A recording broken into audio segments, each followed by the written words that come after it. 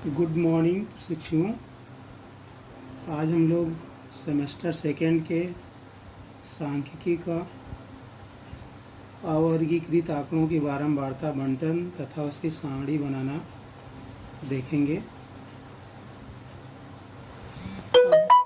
यहाँ पर प्रश्न ये उठता है कि अवर्गीकृत आंकड़े होते क्या हैं या अवर्गीकृत आंकड़े किसे कहते हैं। अवर्गीकृत आंकड़े वह संख्या हैं जो व्यक्तिगत रूप से एक दूसरे से भिन्न होती हैं तथा जब हम कोई श्रेणी लिखते हैं तो उसमें उसकी पुनरावृत्ति भी हो सकती है।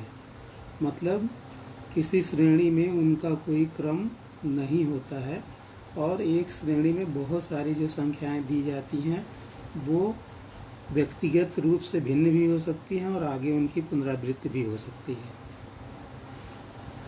हम अवर्गीकृत आंकड़ों को दो श्रेणी में बांट सकते हैं या दो क्रमों में लिख सकते हैं। अगर हमें अवर्गीकृत आंकड़ों की एक श्रेणी दी हुई है तो हम उसे आरोही क्रम में और अवरोही क्रम में लिख सकते हैं।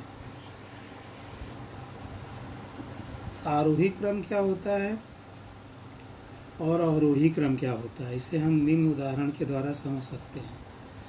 आरोही क्रम में हम संख्याओं को छोटी से बड़ी बढ़ते हुए क्रम में लिखते हैं। जैसे ये एक आरोही क्रम का उदाहरण है 17, 22, 25, 29, 35, 36, 38, 40, 42, 45।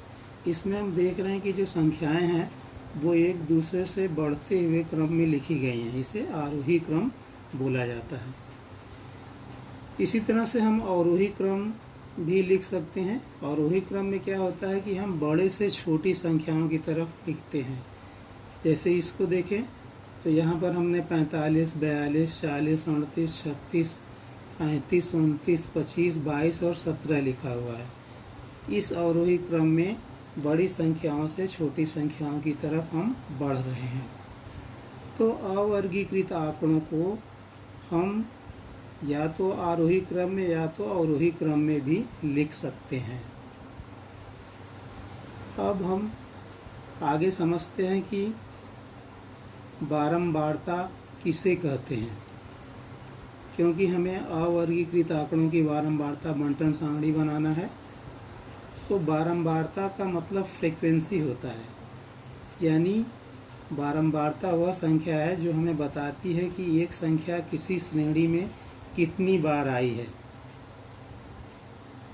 इसी के आधार पर हम उसकी बारंबारता को निर्धारित करते हैं या निकालते हैं, जो फ्रीक्वेंसी के नाम से जानी जाती है। अब बारंबारता बंटन सारणी जो हमें बनानी है, अगर उसकी परिभाषा को हम लोग देखना चाहें तो बारंबारता बंटन सारणी वह सारणी है जिसमें हम टैली मार्क के माध्यम से विभिन्न संख्याओं की बारंबारता को प्रदर्शित करते हैं। बारंबारता बंटन मतलब फ्रीक्वेंसी डिस्ट्रीब्यूशन। नीचे एक उदाहरण है, तो उदाहरण को हम लोग देखेंगे और उसके द्वारा जो है एक बारंबारता बंटन सारणी जो है बनाएंगे। यह जो उदाहरण दिया हुआ है यह उदाहरण जो है अवर्गीकृत आंकड़ों का उदाहरण है। तो नीचे जो संख्या दी हुई है या निम्न संख्याओं की बारंबारता बंटन सारणी बनाइए। ये संख्याएं हैं 20, 15, 15, 10, 15, 30, 15, 10, 20, 15, 20, 10, 25, 20, 25, 25, 10, 25, 15, 20, 10, 20, 15, 10, 25, 20, 15, 20, 10 और 15। ये कुल मिलाकर के 30 संख्याएं दी हुई हैं और हमें इसकी बारंबारता बंटन सारणी बनाना है।